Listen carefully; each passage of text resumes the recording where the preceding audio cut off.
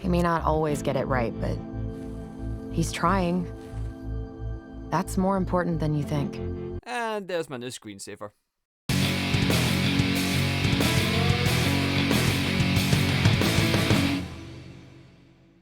So, we got another Octavia-centric episode. Well, kinda, but we get someone else in the mix as well. I'll get into that later on, or in case you haven't seen the thumbnail. Because in Season 1, we had Episode 2 with Stolas and Octavia in Lululand. And now we're basically getting a second episode for her. With the first episode, it was more about her parents going through a very rough patch. And with this one being when the parents are now separating, it's like checking on the family progress and seeing how they've developed and how things are going in the family. We see that Octavia and Stolas are still trying to work things out, but with everything going on, it's going to be a little bit messy, in particular with the whole divorce situation.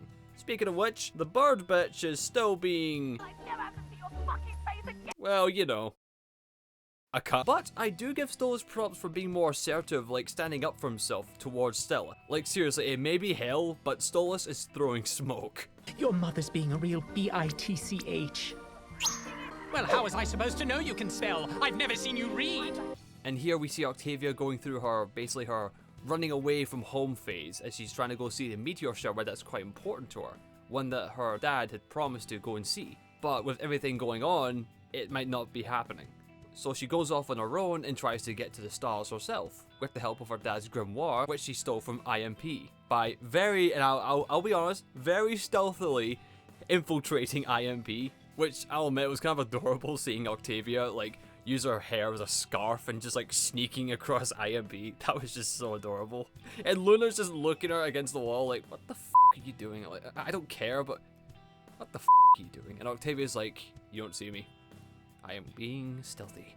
Oh, speaking of IMP, Blitz, I'd take your place. Wait, what? You what? I did like the kind of monkey's paw effect on the grimoire, because basically Octavia wanted to see the stars, the meteor shower, but wound up in the worst place in hell. LA. I'm joking. If you're from LA, I'm joking. Please, don't hate me. Because obviously Octavia hasn't properly been taught how to use the spells and how to, use the book properly, so it went wrong. And with Blitz now losing not only the grimoire, but Octavia, Stolas' daughter, his pride and joy, Stolas would tear Blitz a new one. Not sexually. I don't know if it's just me or not, but when I saw all of IMP and Stolas together, like, trying to look for Octavia, my brain went to this idea of they're like a demonic mystery gang. Is that just me? I don't know, like, because Blitz could be Fred, Millie would be Daphne, Moxie would have to be Velma. That's just how it is. And Loona would be Scooby-Doo. And Stolas would be Shaggy. I need that drawn. Get the mystery gang poses and just put the Helluva Boss crew in there. That'd be funny as hell. Like Zoinks, Blitzy. I think we're in trouble. For this one, Moxie and Millie were mostly sidelined in this episode, which is fine. This one clip of Moxie saying, "Yes!" I love the delivery on that. It's just perfect.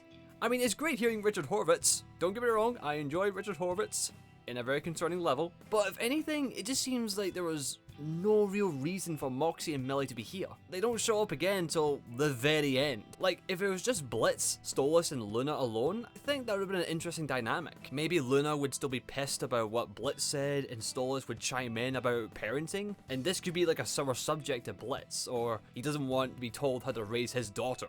Especially with someone with their own kind of family issues. I mean, in case you don't know, Stolas isn't exactly in the best situation, especially with the missus and his...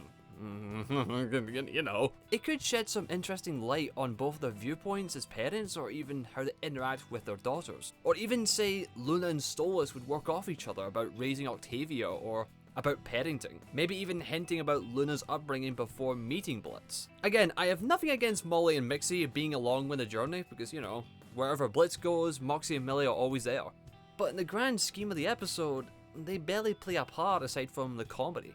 I'll admit this, when Octavia is going around like LA just exploring the different places, I do love the fact that she just carelessly walks past either traffic or a crime scene like it's nothing. There's a whole body there and she just she's not affected. She's just like, average day. I just love the way she reacts to it. It's like there's nothing. And her seeing that what appears to be like a Hot Topic knockoff and just her sliding across the window, that gave me a little chuckle because I think, yeah, she would totally love that place. And also, this owl poster, That's really cool, actually. That is actually a cool poster. Like, whoever drew that, you're awesome. Can we get this on the merch store or something, like a limited offer? Like, that would be a cool thing to hang up. It's an owl, and owls are cool. The joke with Blitz looking like Brendon Ragers was fine, you know? It's a little chuckle. Like, seeing Blitz getting stage fright after so many years since his last performance, after whatever event happened, that shit got me. Scenes like that always get me instantly recoiling, like, oh, no. I hate seeing that stuff, it makes me panic. I'm not even in the scene, but I panic. It's like, do something, don't just stand there, you're making it worse. But when he starts performing and the audience laughs, due to the laugh sign unfortunately, it still gives him confidence about him being funny. Like, you see the twinkle in his eyes and he's happy, he's like, hey, I'm funny, you know? Because in Hell, he never really got that kind of reciprocation. Well, except for Baby Stolas, but majority of the people didn't find him funny, they just found him really awkward or just not funny. So this gave him a little confidence, and I did like that, even if it was tragic. And even then, he pushes his luck with the comedy. While Blitz is continuing with his performance, the theme of adoption and fixing someone's attitude, next to a I swear is Molly Dimple trying to get back on TV. Like, seriously, look at her and tell me that's not Molly Dimple. Look at this. If that's not a reference, then I am clueless. He starts remembering the day he adopted Loona. And there we get some Loona backstory. This is what I've been missing, man. Some Loona representation. All we need is some more Millie and we're golden, lads. The orphanage she grew up in, the Hellhound adoption, from what we can see, was a mix of a dog pound, because, well, they're dogs, with a hint of a prison with the interior of the building. It just looks like a, well, cell block. And there we see what kind of place Loona lived in before meeting Blitz, and also could explain the way she acts. With the other kids picking on her, with it being Hell, they'll be extremely violent and aggressive. I mean, look at this little shit. With other Hellhounds trying to pick a fight with her. There, Loona had to learn how to fend for herself, fighting back, show some teeth, show them who's in charge. But no doubt, Loona had to adapt into this lifestyle by force, leaving some possibly mental scarring from various events in the orphanage or even prior to the orphanage. This is a possibility. Maybe she was like this before the orphanage and had an attitude problem with her previous owners and they, well, gave up on her, putting her in this, well, hell in a cell, feeling unloved, lost cause, good for nothing, only showing aggression towards anyone unfamiliar. If anyone was to come near her, she'd go feral, not wanting anyone she doesn't know or know well to come near her. Seeing her panic and push herself away from everyone, with the caretaker saying she'll amount to nothing, that she'll be kicked out in the next month. It was clear that Loona was running out of options and out of time. With how Loona was treated, my assumption, one of many, I have many speculations about a few things, is that seeing her like that reminded Blitz of himself when he was younger. He wanted to give her a good life, one he didn't have, to make sure that no one has to go through anything or if not worse than what he had to go through. Something similar to what I said in the previous episode. Or perhaps he saw that she really needed the help the most. Like, yeah, there were all these other Hellhounds, but she seemed like the one that needed the most urgent of help. That could be it too. With Blitz thinking back to that point, Blitz starts panicking and becoming more defensive, almost treating the pug like it was Loona back when he first met her. This is due to an earlier scene in IMP where Blitz, in a parenting way, saying he would replace her, but of course not really meaning it. Like, it was kind of a parenting way, like, oh, if you don't do this, then I might do this, you know? It's just a little, like a subtler way of, like, trying to get the point across. And then here in the segment with the sitcom, it comes back around and triggers something in Blitz. I can only assume from the relation to said attitude problem, with him talking to Loona about her attitude problem and giving the sitcom story going on, he may have assumed that Loona might think he'd actually replace her in his life, sending her back to how she was in the orphanage, alone, no one there for her. Maybe even him comparing himself to the caretaker in the orphanage. A big speculation, I'll give you that, a big speculation, but I like to like pick at certain things or certain scenes and maybe try to get something out there. You know, just, I like to speculate. Like, it's maybe even trying to say, even with her attitude problem, Blitz still loves Loona with her flaws and all. Even with those flaws, he'd never give up on her. I'll admit, Stolas' expression here gave me a good chuckle. This is probably like Stolas' wet dreams or something. Like, I can imagine Stolas had this dream like he's held captive and his knight in shining armor, Blitzy, has to save the day looking badass and manly. Oh, Blitzy, this is like one of my fantasies. We then get to the meat of the episode, Loona and Octavia. While Blitz and Stolas were going for the whole studio situation, Loona still looks for Octavia through her Instagram, noticing her posts and finding her through various locations in LA. And there, she and Octavia have a little talk.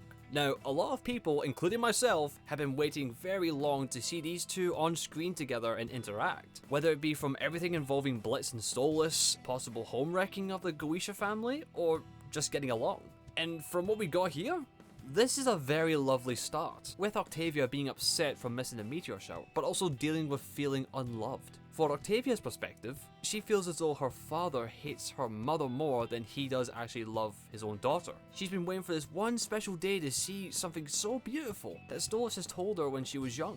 Now grown up, wanting to see that special event with her dad. But in her eyes, Stolas was not interested. Too busy, focused on hating on his ex-wife than spending time with her. But we know that's not the case. Stolas was just dealing with a lot at the time. Finally divorcing the dumpster fire of a wife, getting her stuff out the house, which has its own deal. He couldn't focus on Octavia with his wife being so bloody stubborn. Then comes Loona, being like the older sister to Octavia, comforting her, giving her some wisdom, and also letting her know that her dad's looking for her, because he's worried about her. He cares.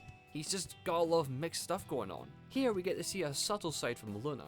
We get to see her show that, well, she does have people skills. Like, yeah, we've seen her throw some insults, be aggressive in personality and in defense. We've seen her try, and I do mean try, to mingle with strangers. Very poorly, but she's trying. Here, she's more down to earth, giving some advice and helping Octavia understand that things aren't always what they seem and not everything's that simple.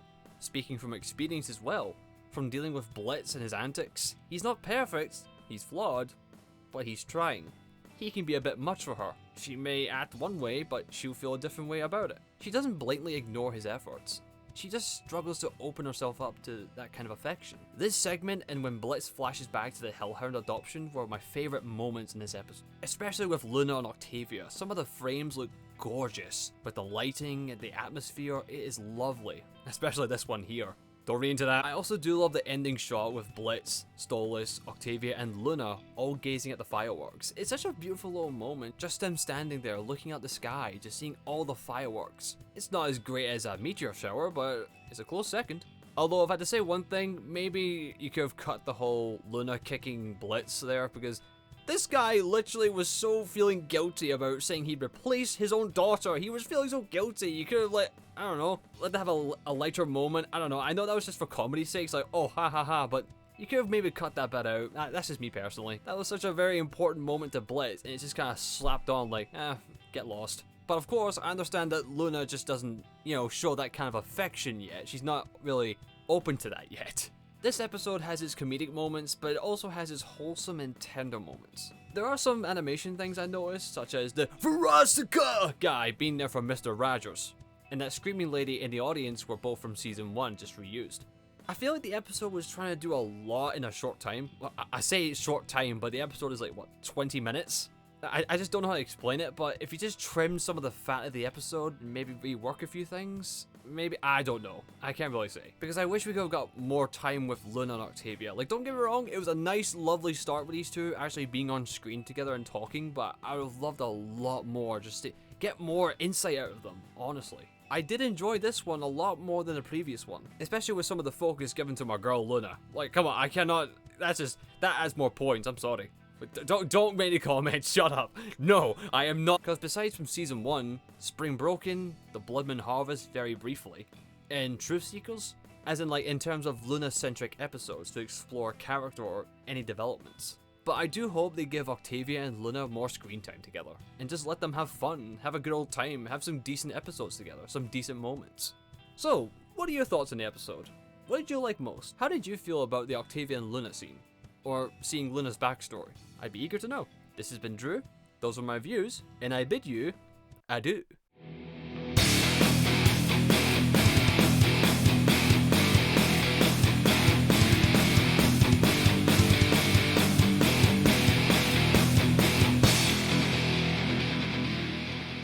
No, I'm not a